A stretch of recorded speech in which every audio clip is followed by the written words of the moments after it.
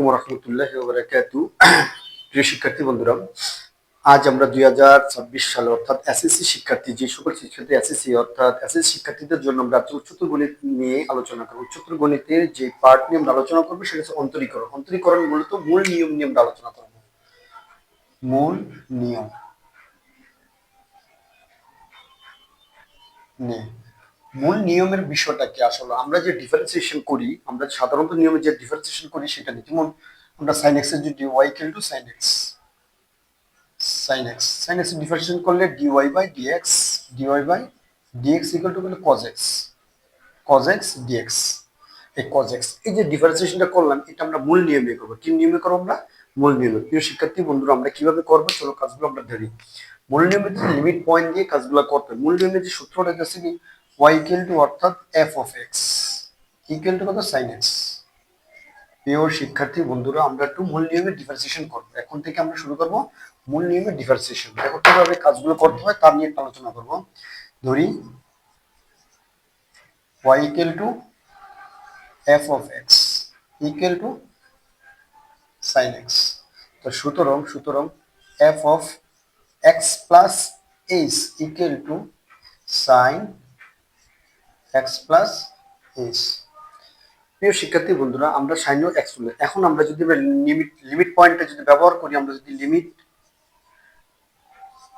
h tends to 0 f of x plus h minus f of x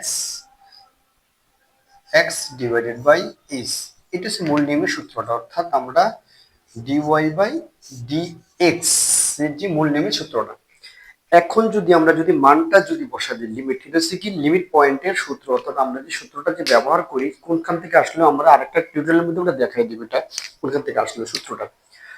limit পয়েন্টের মধ্যে যদি আমরা মানটা ব্যবহার করি, দেখো limit h tends to 0 f of x এর মান কত? sin x plus h minus sin x divided by h। প্রিয় শিক্ষার্থী বন্ধুরা, x plus h by sin x f of x, তাহলে আমাদের যে নিয়মটা যে ছিল, ফলো করো, আমাদের যে নিয়মটা ছিল sin c minus sin d। সূত্রটা কি ছিল? 2 cos c plus d by 2 into sin c minus d by 2। sin c minus sin d এর যে সূত্রটা ছিল, limit h tends to 0 2 cos c plus d by 2 into sin c minus d by 2। তাহলে আমাদের মূল limit সূত্রটা ছিল কি? সূত্রটা আমরা ফালাইলাম, অর্থাৎ sin c minus sin d, এই সূত্রটা sin c minus sin কি d, সূত্রটা ফালাইলাম। এখন যদি আমরা একটু ফ্লো করি, এটাকে যদি আমরা একটু ক্লিয়ার করে লিখি, দেখো কি হয়। লিমিট h tends to 0, এটা যদি ক্লিয়ার করে লিখি, আমি কিভাবে করা যাবে কাজটা তোমরা একটু মনোযোগ দিয়ে দেখো। cos x plus h by 2 into sin h by 2 divided by h by 2, অর্থাৎ আমি 2টাকে নিচে নিয়ে গেলাম। এখন যদি আমরা sin x এর h এর মান লিমিট পয়েন্টের মান বসায় দেই, তাহলে আমাদের কি হচ্ছে একটু লক্ষ্য করে দেখো। Limit h tends to 0 cos x plus h by 2 into h by 2, আর এখানে তো limit h by 2 tends to 0 sin h by 2 into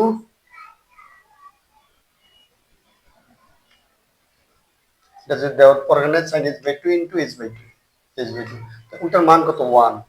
এখন যদি বসাই cos x plus 0 by 2 into 1, তাহলে এখানে cos x, cos x। প্রিয় শিক্ষার্থী বন্ধুরা, দেখো আমাদের নরমাল হিসেবে, একেবারে নরমাল হিসেবে আসছে।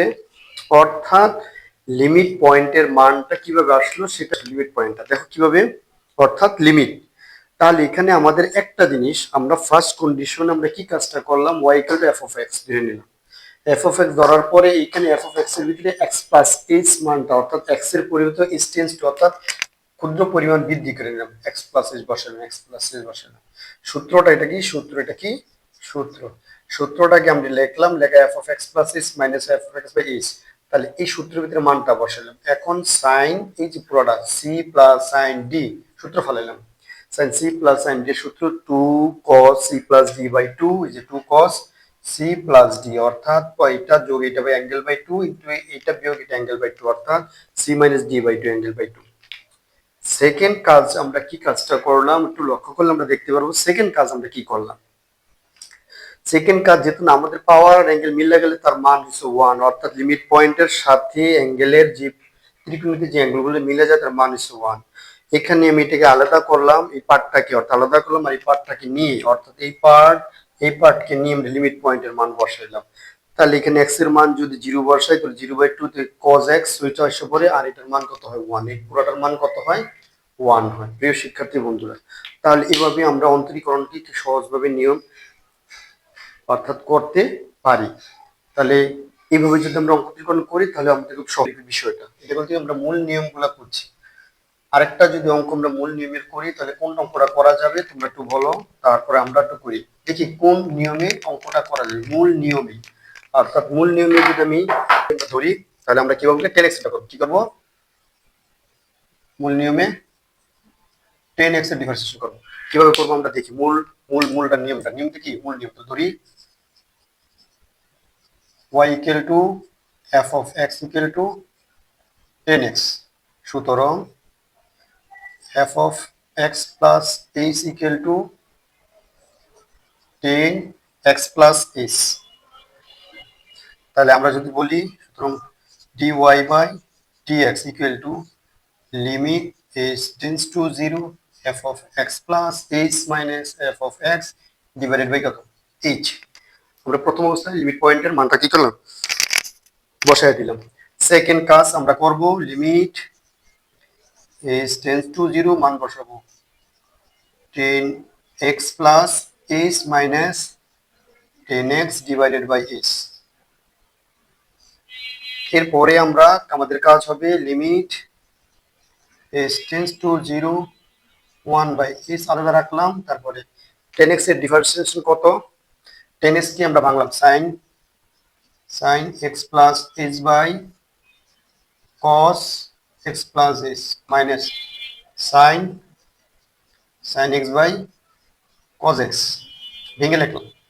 সেকেন্ড কাজ আমরা কি করব, h tends to 0 1 by h। Second কাজটা আমরা কিভাবে করব একটু লক্ষ্য করে তোমরা বুঝতে পারবে, অর্থাৎ আমরা লসাগু করব। কি করব? লসাগু করব cos x into cos x plus h।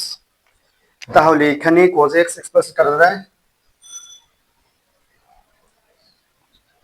sin a plus b into cos a minus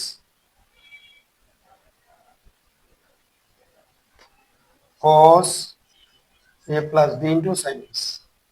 আমরা ফার্স্টে কি করলাম? মানটা বসাই দিলাম। এখন একটু লক্ষ্য করলে দেখা যাবে যে অর্থাৎ sin a cos b minus cos a sin b, sin a cos b minus cos a sin b সূত্র কি? অর্থাৎ 2 sin a plus b, অর্থাৎ সূত্র কি? sin a plus b। তো limit h tends to 0 1 by h, এখান থেকে এই sin a cos b minus cos a sin b, তো sin a plus a minus sin a minus b divided by cos a into cos a plus b। তাহলে এখানে access কাটা যায় sin h by 2 হয়। তাহলে আমাদের এখানে মানটা যদি বসাই নিই, limit h tends to 0 1 by h, উপরে তো সেগা sin x, নিচে তো সেগা cos x into cos x plus h। এটা আসছে আমাদের মূল পয়েন্টটা। এখন যদি আমরা যদি দেখি 10x থেকে, তাহলে আমরা যদি এখানে যে পার্টটা আছে এই পার্টটা দিকে যদি তাকাই তাহলে আমরা হয়তো কিছু একটা দেখতে পারবো।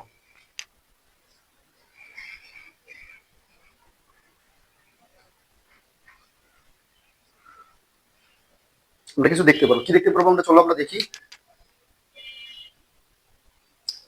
এক্সেস কাটা দিতে h, এটা কি দাও h। তাহলে এখানে যদি আমরা limit h tends to 0 sin h by h into limit h tends to 0 1 by cos x into cos x plus h। তাহলে যদি এটাতে মান বসা দিলে এটা মান কত 1 ইনটু এখানে যদি লিমিটের মান বসাই 1 by cos x into cos x, তাহলে কত হচ্ছে 1 by cos square x, cos square x equal to 1 by sec square x, cos square x equal to 1 by sec square x, sec square x। তাহলে এইভাবে আমরা limit পয়েন্টের মানগুলোকে বের করতে পারি, অর্থাৎ ডিফারেন্সিয়েশনের মূল নিয়মে ডিফারেন্সিয়েশন মানগুলো আমরা কি বের করতে পারি। এই ধাপে যদি আমরা করি তাহলে আমাদের কি অঙ্কগুলো খুব সহজ হবে। প্রিয় শিক্ষার্থী বন্ধুরা, এভাবে মূল নিয়মে আমারগুলো অনেকগুলো অঙ্ক আছে, অঙ্কগুলো তুমি যদি দেখো তাহলে হয়তো করতে পারবে। যেমন মূল নিয়মে d to the power x এর differentiation, d to the power x এর ডিফারেন্সিয়েশন, ln x এর differentiation, x to the n এর ডিফারেন্সিয়েশন, এই অঙ্কগুলো মূল নিয়মে অবশ্যই সবারই বাধ্যতামূলক রুট এক্স এর ডিফারেন্সিয়েশন, রুট এক্স এর ডিফারেন্সিয়েশন মূল নিয়মে সবগুলো অঙ্ক করতে হবে। মূল নিয়মে প্রিয় শিক্ষার্থী বন্ধুরা, এইভাবে সবার কি কাজগুলো করতে হবে। যদি করো এইভাবে তাহলে অবশ্যই তুমি সফল কাম হবে।